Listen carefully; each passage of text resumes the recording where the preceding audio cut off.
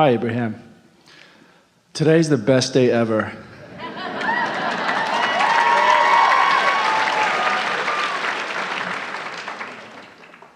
So far, and it's going to get better and better. And I really have an intention of getting more clarity around this feeling good concept. Last week, I had a psychedelic experience where... Before you go further, we want to play with you just this much. This feeling good concept or this feeling good experience? Because you just told us this is the best day ever, which made it sound like an experience, not a concept. Yes, this feeling good experience. Last week, I had... It only feels like a concept when you're not having the experience in that moment. Yes. Then it's a concept, it's a faraway dream. So in this now feeling good experience, I like to share a little bit with a question. Right. That last week I had a feeling good experience on psychedelics, and during that experience I realized... Was it a feeling of clarity? Yes, there was a feeling of clarity in the sense that I started to experience I, not just from the egoic mind past memory structure. And I realized I was experiencing I going up and down vibrational levels. If that makes any sense? Doesn't. I felt like... Well, only in this way. If you're really tuned into who you really are, there's no going up and down. And so the two things that you said were contradictory. You made it sound like the psychedelic experience caused you to not be the normal humaning thing, but the going up and down is only a humaning thing. I'm explaining it from a humaning perspective. From inner being perspective. Isn't that just the way it goes? Because it does not matter what we know and what we say to you. It only matters what you perceive from what we say to you. It doesn't matter how brilliant we are. We're brilliant. It only matters how much of it you use to your advantage. So in any moment in time, you can prevent yourself from knowing what we know about you. So that's what we meant earlier. We don't want to get too carried away with this because we don't want to take you from your point. But we do want to say that your perception, your in the moment perception is what we're talking about all the time, because it doesn't matter what we know. It only matters what you know about what we know.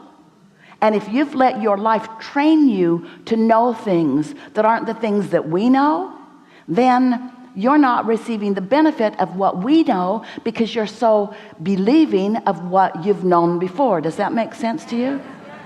So you want to find a way to let your life teach you the principles and the laws of the universe that your inner being knows. And they're hard to miss because there's nothing in all of the universe to the contrary of those laws, of your point of attraction. So that's why, even though we really want to hear from you, we are going to stubbornly hold to what we know, no matter what you think you know about what we know.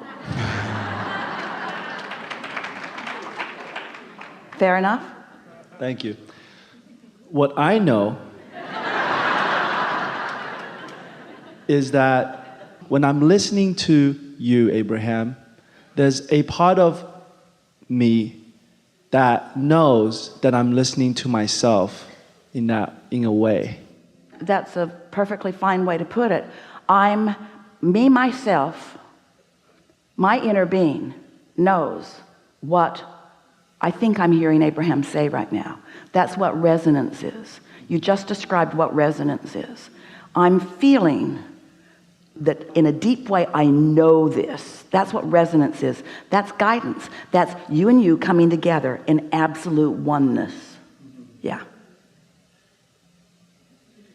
And in that state last week, there was pure feeling good. There was no guilt. There was a letting go of the old knowing of guilt, shame, whatever beliefs causes those states. And I remember, and I was in that state as a little kid. I felt like I was going home. Like when I was a little kid, I was there all the time. Esther was watching some children play in the airport yesterday, and she said to her friend, do you remember feeling like that? Do you remember when you just felt high on life and eager about the moment? They all sat and watched these children who were demonstrating their pure love of life and an utter absence of anything in the way of that. Yeah. So the work now is to keep aligning to that state and letting go of beliefs, reasons, lack of permission to not be in that state. So what do you think is the best way to do that? To one bogus belief at a time, one thing at a time that feels bad, and then just using the power of your logic and knowing of the laws of the universe to feel around in life until you lean in the direction of what your inner being knows about it? Or is the best path to take psychedelic drugs so that you're numbed to the things that you usually know and just whew?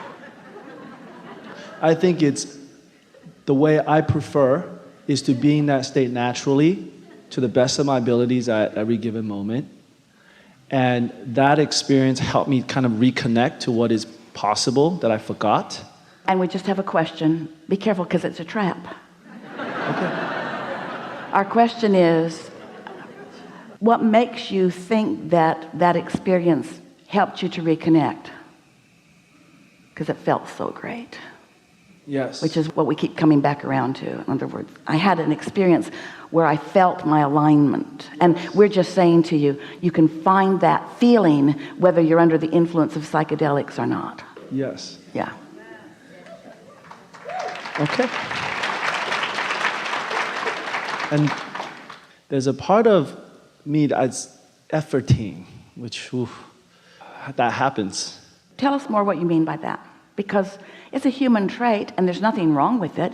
You could say focus is effort. You could say deliberately choosing a thought that feels good is effort over just letting the thought that usually comes. And in other words, it takes focus. We like the word focus more than the word effort. But if you've been sloppy in your focus so that you got pretty far from where you want to be, then there's more effort in getting back to it. The belief of efforting is that I need to have some external condition in order then to allow myself to feel that level of alignment, which I know is a trap. Maybe there's some truth in that in this sense.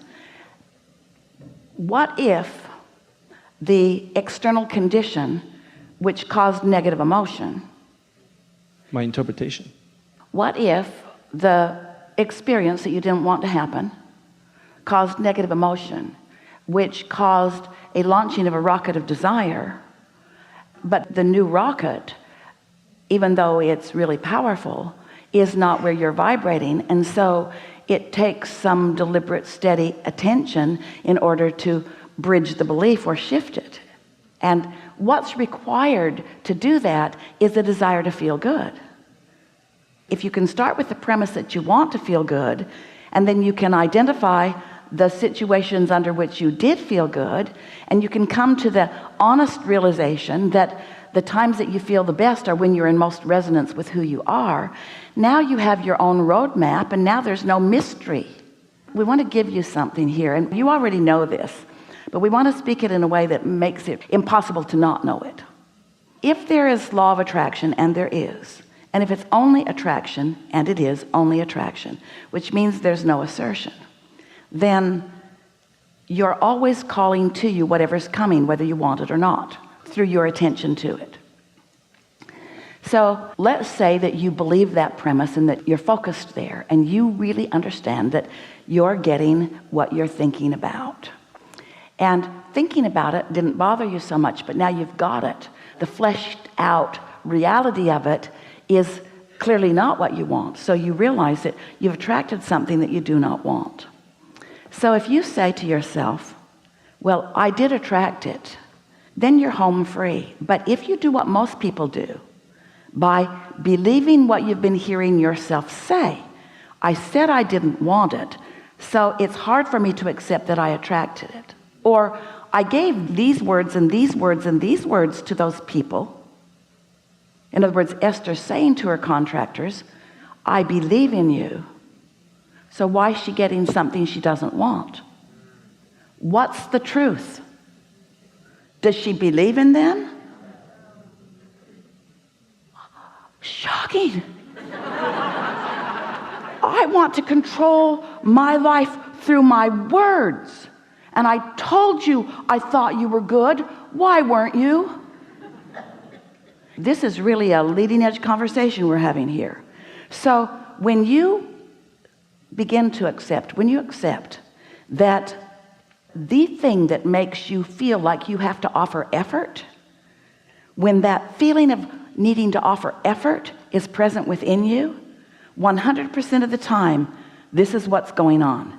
You're calling something you don't want and trying to hold it away with words. I don't deserve it. Yeah, you do. I didn't ask for it. Yes, you did. I don't want it. Well, that's the truth. I'm lost. No, you're not. I don't know what to do. Yes, you do. In other words, until you finally say, there's some tweaking that I could do that would get me the results more that I want, then we don't want to lose you in this by getting too many words out here. Let's bring it back to the simplest of things. Anytime you feel like you need to offer more effort, it's because of the push and pull you've got going on within you, and it hasn't got anything to do with anything else. And the push and pull means I've got beliefs that I am usually expressing with my words that are contrary to what I'm attracting. And I want my words to count for something. I want my kids to know I love them when I'm not acting like it. I want them to do what I tell them to do when they're not ever going to do that. I want to be respected, even if I'm disrespectful. I want my demands and my certainty. I want my deliberate creation to count. We don't blame you. You just got to understand what your point of attraction really is. So if you can walk out of here just knowing today that you've been offering some beliefs that are contrary to what you want, and that's why it's wonky, and that the effort factor isn't all these hard things that you think it is. It's just changing the subject, lightening up, acknowledging that your inner being loves you. You're looking for proof. You're trying to validate your worthiness. So let's go right there. Almost everything I do overtly with words and behavior, action, interaction with others, is to prove worthiness when I'm already worthy. Ooh, what an unnecessary struggle. I'm already worthy, but I don't believe I'm worthy. So even though I'm worthy, I just keep creating situations in order to get myself to focus upon the fact that I already am that. You're hearing this, aren't you? You're hearing this, aren't you?